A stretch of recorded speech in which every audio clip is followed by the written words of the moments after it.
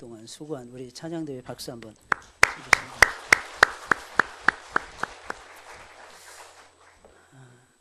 사실 매주마다 이렇게 찬양대 선다는 것은 쉬운 일이 아니에요. 1시간 전에 반드시 와야 되고, 또 예배 끝난 다음에, 오후 예배 끝난 다음에 1시간 30분 이상은 연습을 반드시 하셔야 됩니다. 시간을 드렸기 때문에 하나님이 기뻐하실 것입니다. 여러분, 하나님의 일은요, 시간을 내면 누구나 할 수 있습니다. 하나님은 누구에게나 기회를 주신다는 것입니다. 오늘은 하나님의 종으로 살자라고 하는 제목으로 하나님을 체험하며 사는 인생 네 번째 설교 말씀을 드리려고 합니다. 하나님을 체험하고 하나님의 역사에 동참하시려면 하나님의 종이 되셔야 합니다. 하나님의 종이 되셔야 됩니다. 쉽게 말씀드리면 이거죠. 예수님을 믿은 다음에 예수님은 나의 주인이시고 나는 그분의 종이라는 이 믿음을 갖기 전까지는 사실은 신앙생활의 진정한 즐거움과 기쁨을 맛본다는 것은 거의 어렵습니다, 여러분들. 그러니까 하나님이 나에게 생명을 주셨단 말이죠. 그 생명 속에는 사명이 담겨져 있는 것입니다. 그래서 우리는 하나님의 종이 되셔야 돼요. 성경의 수많은 구절들이 예수님을 하나님의 종으로 묘사하고 있습니다. 그는 하나님의 종으로 이 땅에 오셨어요. 우리는 예수님을 바라보고 예수님을 닮아가는 하나님의 사람들이잖아요. 그러니까 예수님을 닮아가는 사람들이니까 예수님이 어떤 분이신지를 아셔야 됩니다. 그분은 하나님의 종으로 이 땅에 내려오셔서 하나님의 크신 뜻인 인류의 구원을 이루시면서 하나님이 오래전부터 창세전부터 예비하신 하나님의 경륜을 이루셨습니다. 바울은 예수님의 종으로서의 이러한 자세에 대해서 이렇게 표현하고 있습니다. 빌립보서 2장 5절부터 8절까지 말씀인데요. 한번 들어보시기 바랍니다. 너희 안에 이 마음을 품으라. 곧 그리스도 예수의 마음이니 그는 근본 하나님의 본체시나 하나님과 동등됨을 취할 것으로 여기지 아니하시고 오히려 자기를 비워 종의 형체를 가져 사람들과 같이 되었고 사람의 모양으로 나타나셨으며 자기를 낮추시고 죽기까지 복종하셨으니 곧 십자가에 죽으심이라. 마땅히 저와 여러분들도 예수님이 지니셨던 이러한 겸손, 예수님의 성품을 빌립보서 2장 5절부터 8절까지는 두 가지로 묘사를 해주고 있습니다. 첫째는 무엇이냐면은 하나님과 동등되신 그분이, 예수님은 하나님과 동등되신 분이었습니다. 예수님은 하나님과 똑같으신 분이었어요. 쉽게 말하면. 말씀드리자면 이렇게 표현하면 좀 어떨지 모르겠는데 예수님은 하나님과 동기동창이었습니다. 똑같으신 분이었다는 얘기예요. 그런데 예수님은 그렇게 취할 것으로 여기지 아니하셨다는 것입니다.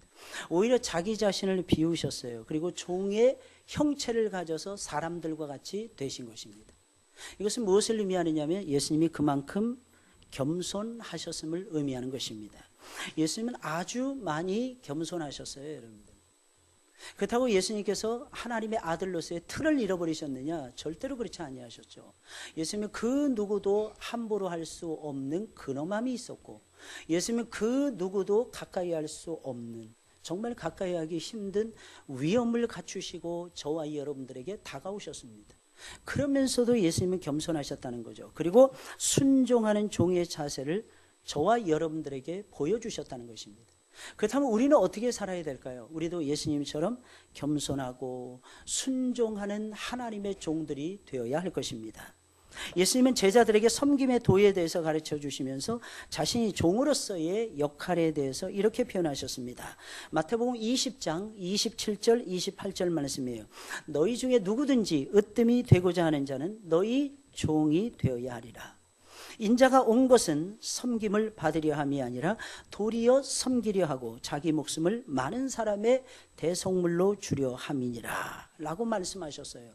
예수님이 이 세상에 오신 이유는 뭐냐면 겸손하게 섬기기 위해서, 심지어는 자신의 목숨까지도 십자가에 던지기 위해서 예수님께서는 이 세상에 사람이 되어서 태어나셨다는 것입니다. 또한 예수님은 우리와의 관계, 예수님과 우리와의 관계를 이렇게 설명하셨습니다. 요한복음 20장 21절의 말씀인데요. 예수님이 부활하신 다음에 사랑하는 제자들을 찾아오십니다. 그리고 그 제자들에게 들려주었던 사명의 말씀이에요. 이 말씀에 이렇게 되어 있습니다. 아버지께서 나를 보내신 것 같이 나도 너희를 보내노라. 아버지께서 나를 보내신 것처럼 나도 너희를 세상에 보내노라 라고 하는 말씀인 것입니다. 하나님은 우리를 구원하실 때 이미 세상을 구속하시는 하나님의 역사 가운데로 우리를 초대하신 것입니다. 이 새로운 관계 속에서 우리는 하나님을 주인으로 모시는 하나님의 종들이 된 것입니다. 이것은 엄청난 은혜요, 엄청난 축복입니다. 이유가 무엇이냐면 하나님은 하늘과 땅의 모든 권세를 주시고 하늘과 땅을 다스리시는 진정한 왕이 되시기 때문입니다. 이 세상의 모든 것이 주님의 것입니다. 해와 달과 별들이 주님의 것이에요. 바다와 산들과 강들과 모든 나무들과 짐승들과 존재하는 모든 사람들까지 전부 다 주님의 것입니다. 그런데 우리가 하나님 앞에 부름을 받는 순간에 하나님이 우리를 당신의 그 위대하신 군주이시고 위대하신 왕이신 하나님의 종으로 저와 여러분들을 불러주셨다고 하는 사실입니다. 그러니 이것은 어마어마한 사건이고 엄청난 은혜가 아닌가 하는 것입니다. 하나님이 우리를 통해서 당신이 하고자 하시는 일을 이루시기 때문이라는 것입니다. 하나님은 누구를 통해서 하나님의 일을 이루시느냐? 저와 여러분들을 통해서 하나님의 일을 이루어 가신다는 것입니다. 하나님이 나를 하나님이 하시는 일의 동역자요, 동지요, 친구요, 하나님께서는 때로는 부하 직원으로 하나님께서는 저와 여러분들을 삼아 주셨다고 하는 사실입니다. 하나님이 우리를 통해서 당신이 하고자 하시는 일을 이루시기 때문에 저와 여러분들은 하나님의 종인 것입니다. 여러분, 이 관계를 제대로 이해하려면 토기장이의 비유를 통해서 알 수가 있습니다. 이 토기장이의 비유가 예레미야 18장에 나오는데 토기장이와 진흙의 관계에 대해서 이해를 해주고 있습니다. 이해를 시켜주고 있습니다. 예레미야 18장 6절에 있는 말씀을 보게 되면 나 여호와가 이르노라. 이스라엘 족속아 이 토기장이에 하는 것 같이, 이 토기장이는 자기가 마음에 드는 진흙을 선택을 해요. 그리고 그 진흙을 이깁니다. 그리고 그 진흙을 통해서 자기가 빚고자 하는 그릇을 만들어요. 그리고 그 그릇을 자기가 원하는 곳에 팔든지 아니면 자기가 원하는 곳에 자기가 사용을 하든지, 이것은 주인의 마음이라는 것입니다. 이 토기장에 하는 것 같이 내가 능히 너희에게 행하지 못하겠느냐? 이스라엘 족속아 진흙이 토기장의 손에 있음같이 너희가 내 손에 있느니라 라고 말씀하셨어요. 여러분, 진흙이 유용하게 쓰여지려면 먼저 토기장이의 손에 넘겨져서 토기장이의 손에 의해서 빚어져야 된다는 것입니다. 만약에 진흙이 진흙 그대로 있다면 쓸모가 있겠느냐는 거예요. 쓸모가 없다는 거죠. 여러분, 찰흙이 찰흙 그대로 있다면 쓸모가 있겠습니까? 여러분? 그 토기장이의 손에 얹혀져야 된다는 것입니다. 그리고 토기장이의 손에 의해서 빚어져야 된다. 그럼 빚어진 다음에 그릇이 되잖아요. 그럼 그릇이 된 다음에 어떻게 됩니까? 토기장이의 손에 남아 있어야 합니다. 토기장이가 어떻게 쓰든지 토기장이의 손에 남아 있어야 된다는 것입니다. 토기장이의 마음대로 빚어지기를 싫어하는 진흙은요, 쓸모가 없게 된다는 것입니다. 아무런 소용이 없다는 것입니다.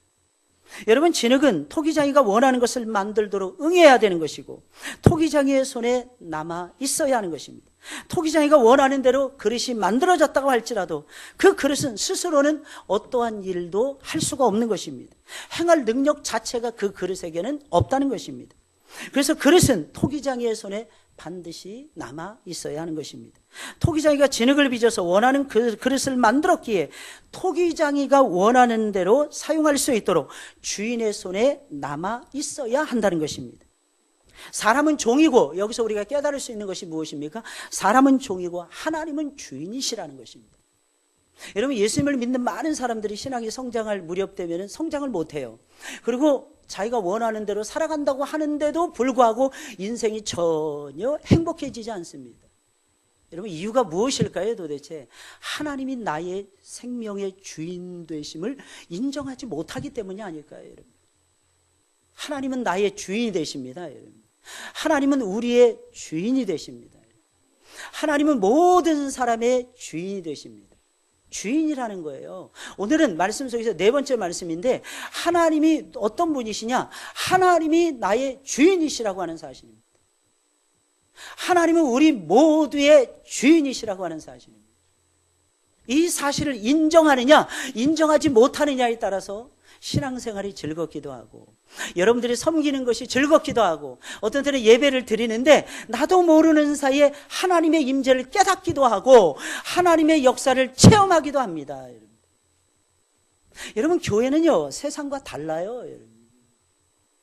세상에서는 우리의 오감을 즐겁게 해주는 일들이 많이 벌어집니다. 근데 교회는 그렇지 않아요. 교회는요 우리의 마음과 우리의 영혼을 즐겁게 해줍니다. 근데 우리의 영혼과 마음이 아담과 하와가 타락한 이후로 삐뚤어져 있어요. 잘못되어 있어요. 하나님의 뜻 가운데서 살아야 되는데 하나님 주인 되시는 하나님의 뜻을 알아야 되고 그 뜻 가운데서 행해야 되는데 그 뜻대로 행하지를 못하는 거예요. 그러니까 어떻게 되느냐? 삶의 즐거움도 없고 영적인 즐거움도 없게 되는 것입니다. 그래서 우리는 꼭 기억하셔야 돼요. 사람은 종이고 하나님은 주인이시라는 거예요. 하나님의 종이 되면 하나님은 당신이 원하시는 도구로 우리를 빚으십니다. 새로 빚어주세요. 그런데 그 전 단계가 있다는 것입니다. 그 전 단계가 무엇입니까? 우리로 하여금 하나님께서는 하나님이 나를 빚으실 수 있도록 하나님을 허락하시기를 원하신다고 하는 사실입니다. 하나님이 나를 빚으신다니까요. 빚으시길 원하시는데 하나님이 마음대로 하나님이 우리를 빚으시는 것이 아니라 하나님께서 우리에게 요청하시는 바가 있다는 것입니다. 그 요청이 무엇입니까? 하나님 나를 좀 빚어주세요. 하나님의 사람으로 빚어주세요. 하나님의 종으로 빚어주세요. 하나님의 일꾼으로 나를 좀 빚어주세요. 내가 하나님을 아는 일꾼이 되기를 원합니다. 내가 하나님을 가르쳐주는 일꾼이 되기를 원합니다. 하나님을 드러내고 하나님을 영화롭게 해드리는 일꾼이 되기를 원합니다. 나는 그 속에서 하나님의 영광을 맛보기를 원합니다. 하나님 앞에 우리 자신들을 드리는 것을 하나님께서 원하신다는 것입니다. 그 후에야 하나님은 우리를 거두어서 하나님의 목적을 이루는 곳에서 귀하게 쓰임을 받도록 하나님은 인도하십니다. 마치 토기장이가 만든 그릇이 토기장이를 떠나서는 아무것도 할 수 없는 것처럼 주님이 원하시는 곳에 있지 않으면 우리 주님의 명령을 저와 여러분들이 수행할 수가 없는 것입니다. 우리가 순종하면 하나님은 우리를 통해서 당신이 계획하신 모든 일들을 이루어 가시는 것입니다. 그래서 하나님의 종들은 항상 두 가지를 반드시 해야 되는 것입니다. 첫째가 무엇입니까? 하나님이 나를 빚으시도록 하나님의 손에 나를 맡기는 것입니다. 하나님이 나를 어떻게 빚을 것인가? 그것은 하나님의 계획 속에 있어요. 하나님의 작전 속에 있어요. 하나님의 경륜 속에 오래전부터 창세전부터 들어있었던 놀라운 역사였습니다. 근데 우리가 해야 되는 것은 맡기는 일이에요. 하나님 나를 받아주세요.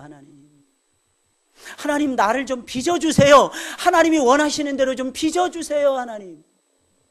원래 인간은 하나님의 형상대로 지음을 받았잖아요. 근데 타락함으로 해서 그게 깨졌잖아요. 여러분들 타락이라는 말이 무슨 말인 줄 아십니까? 떨어졌다 이런 뜻이 아니에요. 여러분들 성경이 말하는 타락이라는 그런 것이 아니에요. 자기의 지위에서 이탈하는 것을 타락이라고 이야기를 합니다. 그러니까 올라가는 것도 타락이에요. 여러분들 내려가는 것만 타락이 아닙니다. 내 마음대로 올라가고자 하는 것이 타락이에요. 여러분들 마귀가 와서 속삭였잖아요. 여러분들 내가 이 선악을 알게 하는 나무의 실과를 따먹게 되면은 내 눈이 밝아져서 내가 하나님같이 될 것이야. 여러분 이것이 타락입니다. 여러분 이사야의 말씀을 이사야 14장의 말씀을 보니까 여러분 사탄의 타락에 대해서 우리에게 묘사해 주고 있어요. 물론 바벨론의 타락이지만 사실상 사탄의 타락인 것입니다. 사탄은 원래 천사장들 중에서도 영물이잖아요.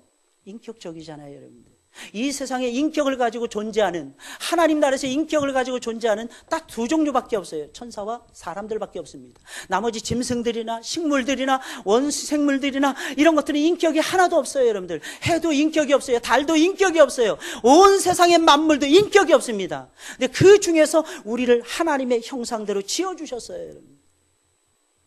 근데 천사들 심부름하게끔 하나님 만들어 주셨는데 그 중에서 대표되는 자들이 천사장들이었습니다. 미가엘이라는 천사장이 있었어요. 미가엘 천사는 싸움의 신이었어요. 전쟁의 신이었어요. 그래서 마지막 때에 보면 미가엘이 마귀하고 전쟁을 벌입니다. 결국 이겨버립니다. 가브리엘이라고 하는 천사장이 있었어요. 이 천사장은 하나님의 메시지를 저와 여러분들에게 전달해 주는 위대한 역할을 했어요. 하나님의 사자였습니다. 하나님의 사자. 어떤 사람들이 이게 확실한 것은 아니지만 뭐 루시엘이라고도 이야기하고 루시퍼라고도 이야기합니다. 근데 정확하진 않아요. 근데 이놈이 루시퍼가 되어서 마귀가 되었다고 많은 사람들은 이야기를 합니다. 확실하지는 않지만. 근데 이 마귀가 사탄이 여러분 천사들 중에서 제일 고급스럽게 지음받았다고 합니다. 그러니까 이놈이 하루는 어떻게 되냐면 하나님처럼 내가 돼야 되겠다. 타락이었어요. 타락. 하나님 맡겨진 본분이 있잖아요. 하나님 맡겨진 분수가 있잖아요, 여러분들. 거기에 맞춰서 움직일 때 로마서 12장에 나와 있는 말씀대로 거기에 맞춰서 내 분수를 알고 행했을 때에 하나님께서는 저와 여러분들에게 한량없는 은혜와 축복을 부어주시는 것입니다.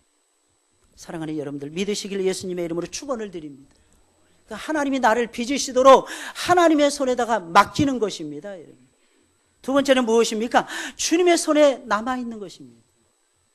하나님이 나를 아름다운 도자기로 만들었어요. 하나님이 나를 써주셔야죠. 하나님이 적당한 위치에다가 우리 집의 현관에다가 아니면 우리 집의 거실에다가 제일 잘 보이는 곳에다가 나를 놔주세요. 그것은 내 생각인 것입니다. 하나님은 더 좋은 곳에 우리를 쓰기 원하실 수도 있어요, 여러분. 예를 들어서 쌀을 씻는 거라든지 그 쌀을 먹으면 모든 사람들이 배부르게 먹고 모든 사람들이 건강해질 수 있잖아요. 하나님은 단순한 꽃병으로 단순한 어떤 장식품으로 저와 여러분들을 놔두시기를 원하지 않을 수도 있다는 것입니다. 그렇다면 우리는 무엇을 해야 될까요? 하나님의 손에 맡겨야죠, 여러분. 하나님이 나를 빚으시도록 맡겨야 되는 것이고, 두 번째는 하나님이 나를 적당한 곳에 가장 좋은 곳에 나를 쓰실 수 있도록 하나님의 손에다가 내 자신을 맡겨드려야죠, 여러분. 이것이 그릇의 권리인 것입니다. 이것이 그리스의 책임이라고 말씀드릴 수 있는 것입니다. 그러면 주님은 우리를 당신의 도구로 원하시는 곳에 마음껏 하나님께서는 사용하실 것입니다. 다시 말씀드립니다. 종은 혼자서는 아무것도 할 수 없어요, 여러분. 특히 하나님 나라에 가치 있는 일을 종은 스스로 할 수가 없습니다, 여러분. 그것은 예수님이 말씀하신 것하고 똑같습니다. 예수님께서는 돌아가시기 전에 사랑하는 제자들을 앉혀놓고 예수님은 마지막 설교를 하십니다.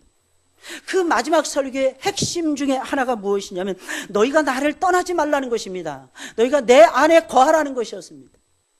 너희는 내 안에 거하라. 너희는 나를 떠나지 말라. 이어서 예수님 말씀하십니다. 나를 떠나서는 너희가 아무것도 할 수 없느니라. 나를 떠나서는 너희가 아무것도 할 수 없습니다. 하나님이 당신의 종을 통하여 일하시면 그 종은 잘 들으셔야 됩니다. 하나님이 하실 수 있는 모든 것을 할 수가 있어요.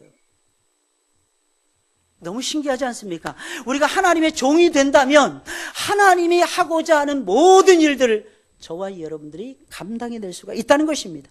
무한한 가능성이 저와 여러분들의 눈앞에 열리게 되는 것입니다. 그러나 그런 종이 되기 위해서는 반드시 순종이 요구되는 거예요. 종은 주인의 지시를 받습니다.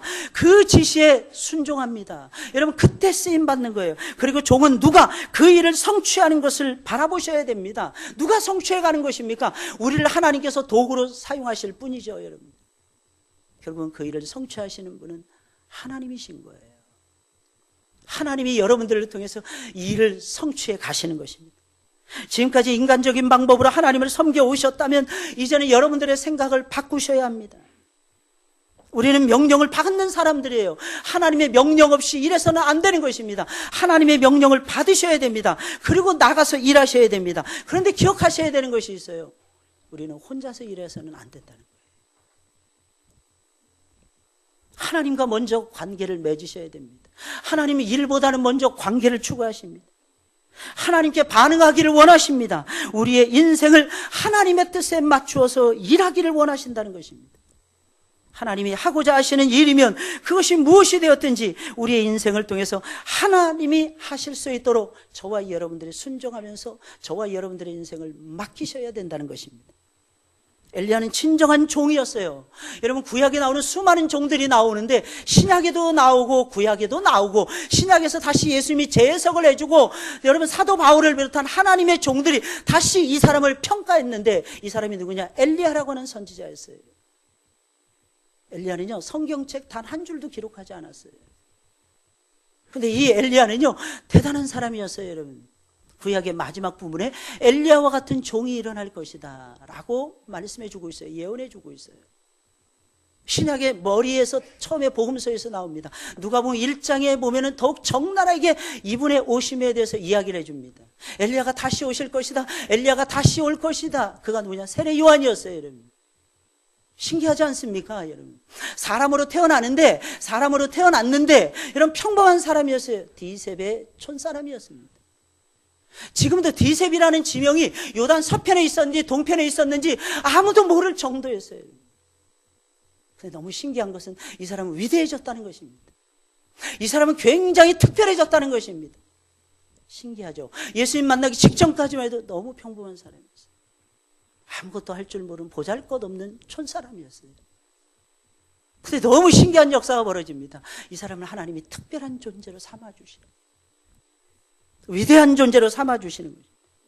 아합의 통치를 받고 있었던 이때 당시에 이스라엘 백성들은 바알을 섬기며 바알을 열심히 섬기며 타락의 길을 걸어가고 있었어요. 그때 엘리야가 제안을 합니다. 누구의 신이 진짜 신인지, 바알이 진짜 신인지, 여호와가 진짜 신인지 그것도 공개적으로 단번에 판가름을 냅시다 라고 제안을 합니다. 하나님의 종으로서 정말 위험을 무릅쓴 판단이 아닐 수가 없었습니다. 왜냐하면 여기서 만약에 하나님이 응답해 주시지 않는다면 엘리야의 목숨을 빼앗기는 것은 당연한 절차요, 수순이었기 때문입니다.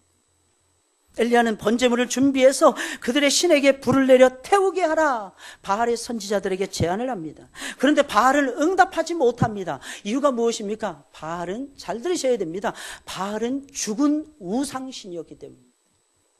여러분, 죽은 신은요 응답할 수가 없어요. 불러도 소용이 없습니다. 왜냐하면 죽어있기 때문이라는 것입니다. 그런 후에 엘리야는 무너진 여호와의 제단을 12돌을 취합니다. 차곡차곡 쌓습니다. 재물이 문제가 아니라요, 어떤 때는 제단이 소중한 것입니다. 제단. 하나님이 시키시는 여호와의 제단을 쌓으셔야 되는 거예요. 하나님이 기뻐하시는 12개의 돌을 놓으시고 12개의 제단을 쌓아야만 되는 것입니다. 그리고 그 위에다가 번제물을 올려놓습니다. 엘리야가 엎드려서 기도를 합니다. 하나님은 즉시 하늘에서 불을 내려주십니다. 그의 재물을 몽땅 채워버리십니다. 더 나아가서는 물을 갖다가 잔뜩 그 제단에다가 그 재물에다가 쏟아부었어요. 근데 신기한 건 12돌까지 하나님께서는 몽땅 다 태워버리십니다. 무엇을 의미하는 것입니까? 하나님의 불이 그렇게 강력하다는 것입니다. 여러분, 이 세상은요 하나님의 불을 받아야 살아갈 수 있어요. 저와 여러분들 역시 마찬가지입니다. 예수님의 제자들 3년 반 동안 예수님이 열심히 쫓아다녔어요. 여러분들, 예수님이 가는 곳마다 요단강을 갔어요. 여러분, 사마리아 땅을 누볐습니다. 갈릴리 해변가를 누볐습니다. 여러분들, 심지어는 두로와 시돈의 이방인 세계까지 쫓아갔습니다. 여러분. 그러면서 열심히 훈련받았어요. 3년이 넘도록. 근데 그 결과가 무엇인지 아십니까? 전부 다 예수님을 팔고 예수님을 버리고 도망치는 것이었어요.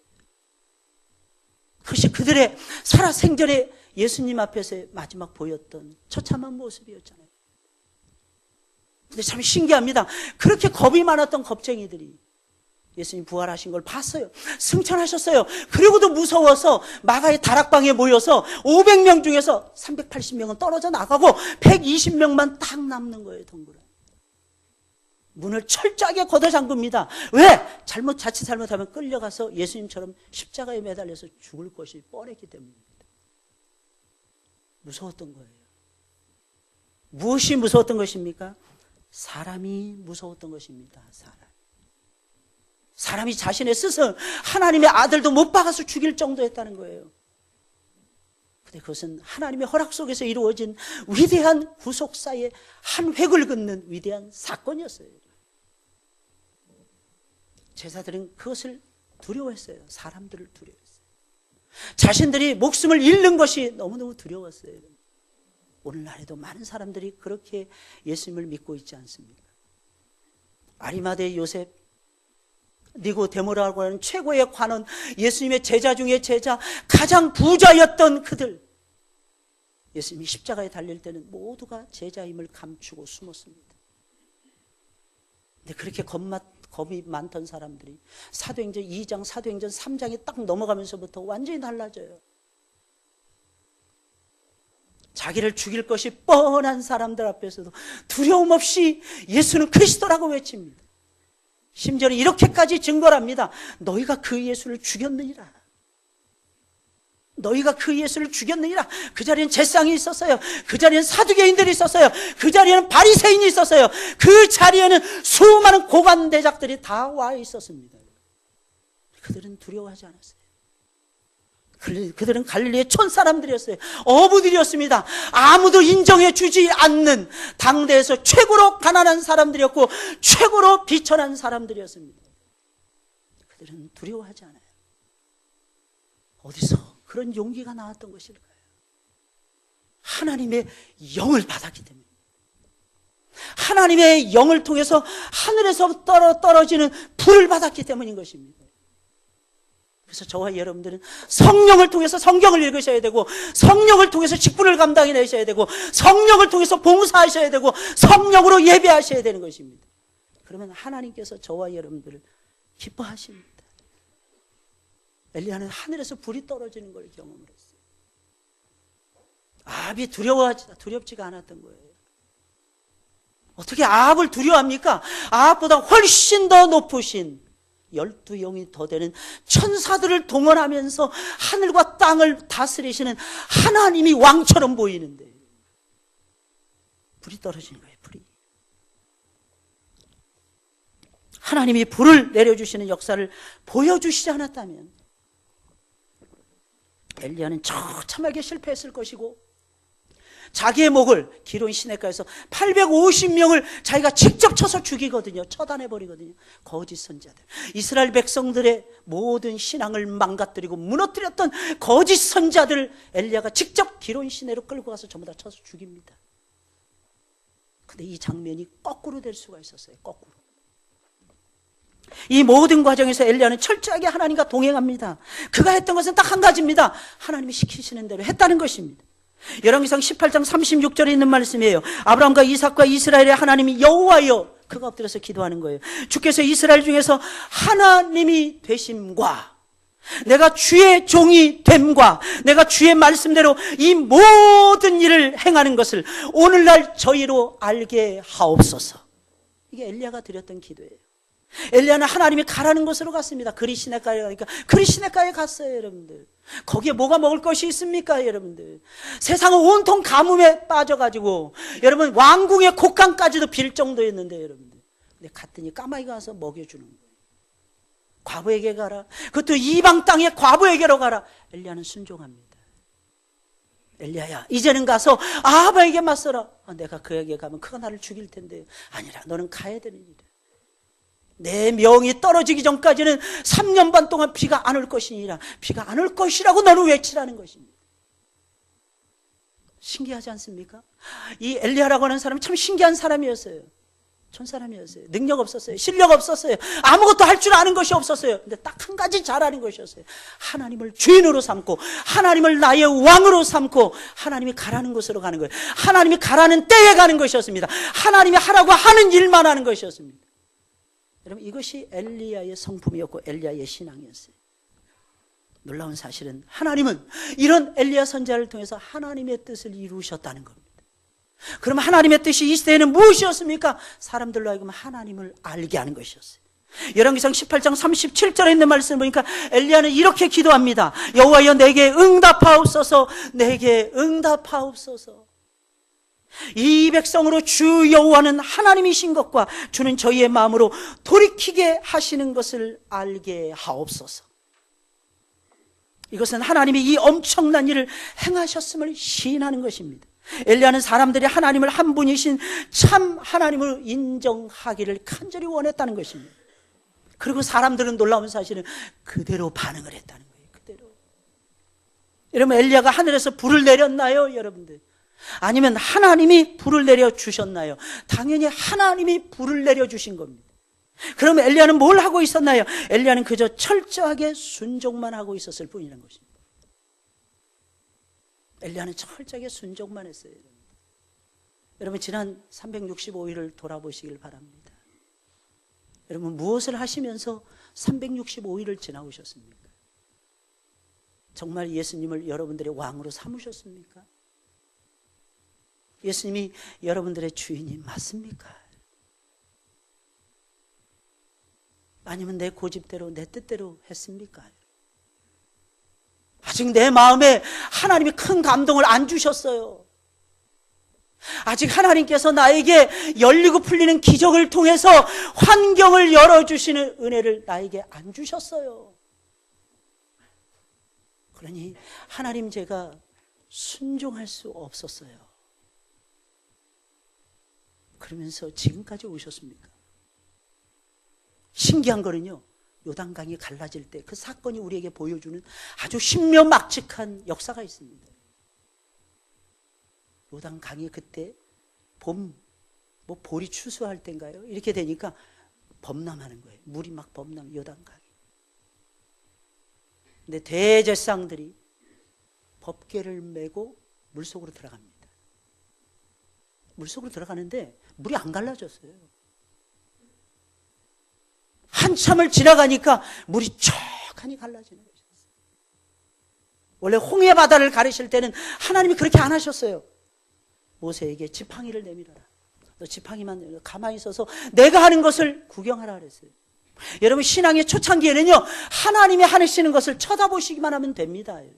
내가 할 수 있는 것이 아무것도 없어요, 여러분들. 구원은 여호와께로 말미암는 것이지 내가 할 수 있는 것이 아무것도 없었다는 것을 저와 여러분들이 알고 계시지 않습니까? 40년 광야를 지나간다면 달라져야 돼요. 하나님이 바다를 갈라주신 하나님에 대해서 들었잖아요. 그러면 여러분, 조그만 강물 정도 갈르시는 게 하나님의 역사에서 뭐가 그렇게 어렵겠습니까? 그냥 믿고 발을 내딛는 거예요. 믿고. 할렐루야. 믿고 발을 디디는 거예요. 여러분, 믿음이라는 것은 그런 것입니다. 여러분, 보지 못하는 것을 보는 거예요. 바랄 수 없는 중에 바라는 것이라니까요, 여러분. 역사는요, 먼저 믿어야 역사가 일어난다니까, 여러분. 어떤 경우는 알고 믿어야 됩니다. 근데 어떤 경우는 믿어야 알게 되는 경우가 더 많습니다, 여러분들. 왜냐하면 우리의 머리가 너무 작기 때문입니다. 이 작은 머리는 용량이 너무 작아요. 그래서 많은 것을 제대로 받아들일 수가 없습니다. 많은 것을 제대로 이해할 수도 없어요. 게다가 이 뇌 용량의 10%도 못 쓰고 우리는 하나님 앞에 간다니까요, 여러분. 우리의 이 작은 머리로 무엇을 이해할 수 있겠습니까? 역사를 기대하십니까? 하나님을 체험하기를 원하십니까? 하나님의 역사가 여러분들의 삶 가운데 정말 충만하게 나타나기를 진정 바라고 원하십니까, 여러분? 하나님이 여러분들을 도와주시기를 원하십니까? 하나님이 여러분들을 지혜롭게 하기를 원하십니까? 하나님이 여러분들에게 실력을 안겨주시기를 원하십니까, 여러분? 하나님께 순종하세요, 여러분. 하나님의 말씀에 귀 기울이세요, 여러분들. 그리고 순종하세요, 여러분. 믿든지 안 믿든지. 대부분의 사람들은 이렇게 질문할 때가 아주 많습니다. 우리는 너무나도 평범한 사람들인데 나같이 평범한 사람이 도대체 무슨 일을 할 수 있나요? 그럴 때 용기를 주는 말씀이 또한 엘리야에 관한 말씀입니다. 야고보서 5장 17절 18절의 말씀을 보세요. 엘리야는 우리와 성정이 같은 사람이로되, 성정이 같은 사람이로되, 우리가 생각하는 것이나 우리가 말하는 것이나 우리의 성품 쓰는 것이나 엘리야하고 다를 바가 없다는 거예요. 엘리야가 우리보다 하나도 뛰어난 면이 없다는 뜻입니다. 저가 비 오지 않기를 간절히 기도한즉 3년 6개월 동안 땅에 비가 아니오고, 다시 기도한즉 하늘이 비를 주고 땅이 열매를 내었느니라. 여러분, 이 구절에 의하면 엘리야도 우리들처럼 대단히 평범한 한 인물이었어요. 지극히 평범한 사람이었다. 그러나 그가 기도했을 때 하나님은 그에게 어김없이 응답해 주십니다. 신기하지 않습니까? 놀라운 일이 아닙니까? 엘리야는 지극히 평범했지만 겸손하게 하나님의 종의 역할을 수행하기를 원했던 것입니다. 이 겸손함이 굉장히 중요해요. 하나님의 큰 일을 감당할 수가 있었던 것입니다. 하나님의 지시하신 그대로 순종했어요. 그러자 하나님은 그에게 능력을 주셨고 그를 통해서 하나님이 일하셨던 것입니다. 어떤 일이 일어났나요, 여러분? 엘리야를 통해서 일어난 일이 무엇입니까? 첫째는 이스라엘 백성들이 하나님을 알게 되었어요. 두 번째는 무엇인 줄 아십니까?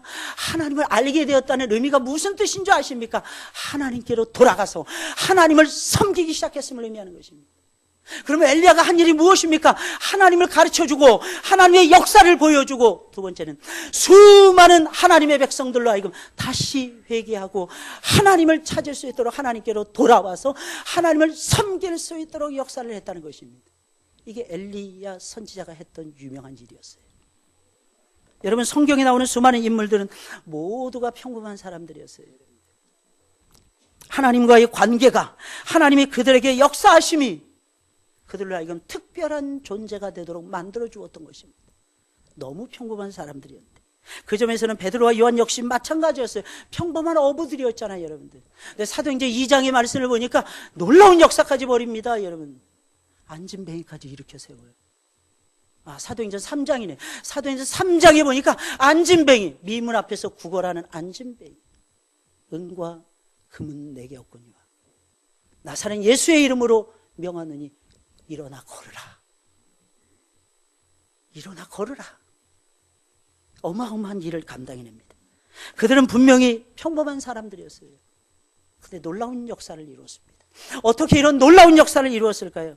우리도 지난 365일 동안, 지난 53주 동안 우리 하늘문교회도 어마어마한 역사를 이루면서 여기까지 왔어요, 여러분들. 어렵고 힘든 새해를 맞이했었어요. 근데 여기까지 왔는데 하나님의 보살핌이 어마어마했습니다. 지난 여름에 막 물이 새고 본당에서 찬양대가 못 서고, 여러분. 근데 신기한 것은요, 이 공사 다 해서 1,000몇백만 원 들여서 전부 다 이것저것 공사하고 아직도 미진하지만 어제도 늦게까지 어느 분이 오셔서, 어느 집사님이 오셔서 9시 반까지 일하다 가셨어요. 이것저것 고쳐서 이것저것 수리하고 제가 잠자리에 드는 시간이 11시 반이었습니다. 근데 참 신기하죠? 하나님은 지난 365일 동안, 52주 동안 여러분들의 영혼을 지켜주셨어요. 여러분들의 건강을 지켜주셨어요. 여러분들의 삶을 지켜주셨어요. 대단하신 하나님의 역사가 아닐 수가 없습니다. 여러분, 유명한 전도자였던 D.L. 무디는 학벌이 없었습니다. 초등학교도 제대로 못 나왔다고 합니다. 목사 안수도 받지 못했던 신발 외판원이 그의 직업이었다고 합니다. 단지 그는 복음을 전파하는 하나님의 부르심을 받고 헌신한 사람에 불과했어요. 나중에 목사님들이 모여서 그에게 안수를 해서 목사로 세워주었습니다. 그런데 그가 헌신하자 하나님은 그를 통해서 강력하게 일하시기 시작을 했습니다. 영국에서 미국에서 여러분 19세기 전반에 걸쳐서 수많은 집회를 인도했습니다. 그리고 수많은 사람들을 회개시켰어요. 수많은 사람들을 주께로 돌아오게 만들었습니다. 지금도 여러분들 인터넷 유튜브에 클릭을 해보세요. 여러분들 D.L. 무디 한번 치시고 한번 클릭을 해보세요. 여러분, 문법도 모르고 글자도 몰랐던 사람, 여러분 이게 제일 먼저 튕겨서 나옵니다. 그래서 하루는 어떤 청년이 D.L. 무디를 찾아와서 선생님 오늘은 10군데 틀렸습니다. 선생님 오늘은 50군데 틀렸습니다. 지난주보다 더 했습니다. 선생님 이것 좀 고쳐주세요. 그 다음 주에도 그 청년이 또 찾아오는 거예요. 무디를 찾아와서 선생님 오늘은 20몇 군데 또 틀리셨습니다. 문법적으로 맞지 않습니다. 설교는 문법적으로 맞아야 사람들이 감동을 입는 것입니다. 논리에 맞아야 되고 문법에 맞아야 됩니다. 그때 D.L. 무디가 빙그레 웃으면서 이렇게 말합니다. 형제요, 내가 예수님을 잘못 전한 것이 있었습니까? 형제요, 내가 예수님을 잘못 전한 것이 있습니까? 가만 생각해 보니까 이게 없는 거예요. 없네요. 그리고 형제요, 저 많은 사람들이 보이지 않습니까? 저 많은 사람들이 울고 있는 것이 보이지 않습니까? 저 많은 사람들이 내 이 알량한 설교를 듣고 형제가 판단하고 형제가 정죄하고 형제가 비판하는 이 설교 말씀을 듣고 저 많은 사람들이 하나님을 알게 되는 저 놀라운 역사를 형제는 못 봅니까? 나는 하나님의 종입니다. 나는 배운 것이 없어요. 형제도 알잖아요. 내가 간증할 때마다 얘기하지 않습니까? 나는 초등학교도 못 나온 죄인이라고. 영국을 변화시켰던 유명한 찰스 스펄전 목사님이 계십니다. 이분은요, 대학에 문턱도 가보지 않았어요. 고등학교 나온 것이 그의 학력의 전부였습니다. 지금도 스펄전의 설교는 어렵다 그럽니다. 많은 목사님들. 저 지금도 생각이 나요. 제가 학창시절에 스펄전의 설교 12권을 통째로 읽은 적이 있었어요. 너무 재밌어서 스펄전의 설교만 모아놓은 것이 12권 이상 되더라고요. 그걸 쫙 읽었던, 밤을 새가면서 읽었던 기억이 지금도 생생해요. 저는 몰랐어요. 그분이 신학대학을 못 나온 줄 몰랐어요. 그분이 목회학 석사 과정을 마치지 못한 분이라는 것을 몰랐습니다. 나중에 알았어요. 어떻게 이런 설교를 할 수 있었을까? 그분 역시 처음에는 순회 전도자였어요. 아무도 그분을 부르지 않으니까, 청빙하지 않으니까.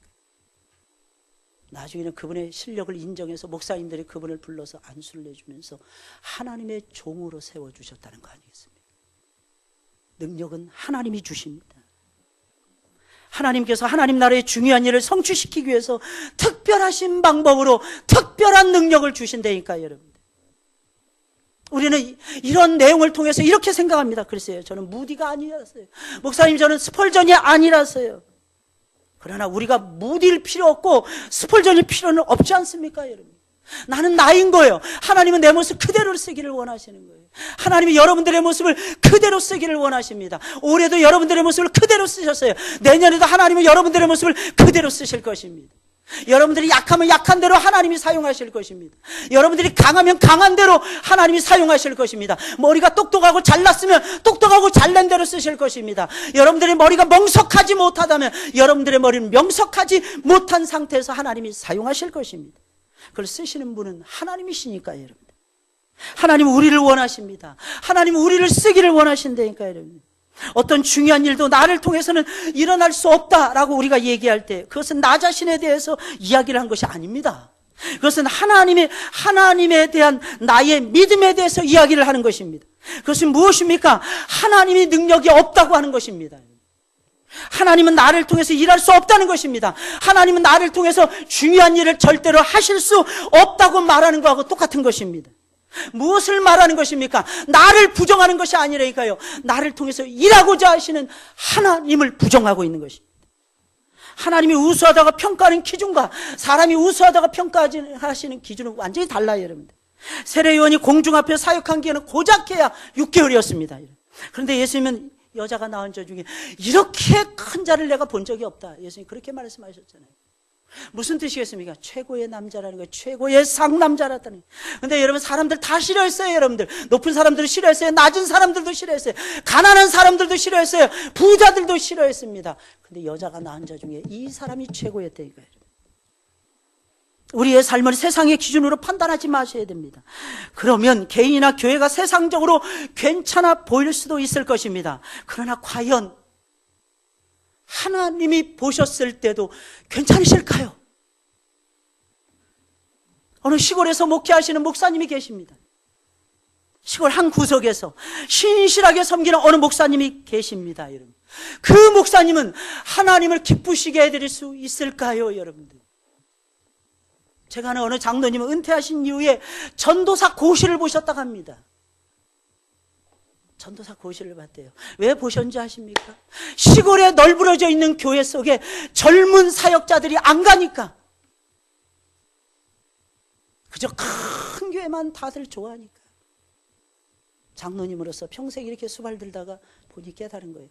하나님, 내가 은퇴한 이후에는 내가 전도사 고시를 내가 시험을 봐서 내가 전도사가 돼서 시골 교회를 제가 살리겠습니다. 그리고 지금 가서 목회하고 계세요. 실화입니다.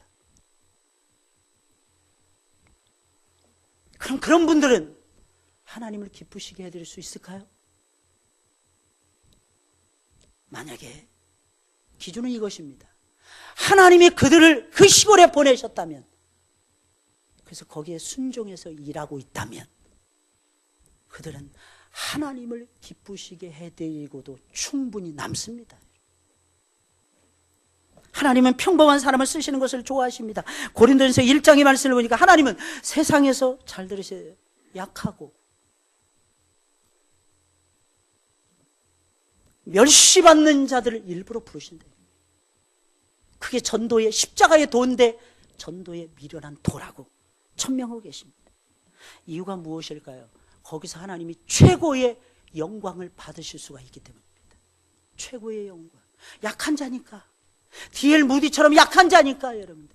하나님이 역사해 주시지 않으면 그가 하나님의 뜻을 이룰 수 없으니까, 그가 받은 사명을 이룰 수 없으니까 하나님이 크게 역사해 주시는 거예요. 하나님이 위대하게 역사해 주시는 거예요. 그러니까 그가 가는 곳에는 하나님의 흔적이 나올 수밖에 없는 것입니다. 혹시 여러분들 이렇게 고백하십니까? 하나님, 제가 약해요. 하나님, 제가 제한되어 있습니다. 바빠요. 너무 평범합니다. 아니, 평범하다 못해 모자랍니다. 하나님, 기억하셔야 됩니다. 그렇게 느끼신다면 하나님이 쓰시기에 가장 적합한 상태인 것입니다. 하나님이 쓰시기. 우리의 구원은 그리스도를 통해서 온 세상과 하나님과 화목하게 하는 사명의 동역자로서의 부르심이에요. 하나님, 여러분들 전부 다 부르셨잖아요. 여러분들의 그 부르심 속에는 하나님이 주신 사명이 포함되어 있어요. 하나님의 종이 될 것을 명령하고 있는 것입니다. 하나님은 겸손과 순종을 요구하는 종의 자세를 잘 보여주신 본보기가 되십니다. 우리가 종으로서 해야 될 일, 그것은 무엇입니까? 하나님이 빚으시기 좋도록 맡기는 거예요. 하나님이 나를 빚으시도록, 하나님이 나를 멋있는 곳에 쓸 수 있도록 하나님께 그냥 맡겨드리는 거예요. 그냥 하나님 손에 있는 거예요. 머물러 있는 거예요. 이게 은혜입니다. 이게 은혜. 우리는 스스로가 평범하다고 생각하는지 몰라요. 그러나 하나님은 그런 평범한 우리들을 통해서 하나님은 이 시대를 건지실 것이고, 이 나라를 구원할 것이고, 이 민족의 통일을 이룰 것이고, 전 세계 복음화의 무한한 역사를 만들어 가실 것입니다. 그러니 어떻게 될까요? 하나님께 여러분들의 인생을 맡기셔야죠. 예수님이 누구라고요? 예수님은 나의 주인이십니다. 나는 그분의 종입니다. 종이 되셔야 됩니다. 종이 되셔야 쓰임받을 수 있어요. 여러분들 예수 그리스도의 종이 되시기를 주의 이름으로 축원을 드립니다. 우리 찬송 부르겠습니다. 542장이에요. 542장 찬송 부르시면서 준비하신 힘을 하나님께 드리겠습니다. 542장이에요. 주여 지난밤 내 꿈에 배었으니. 542장이에요.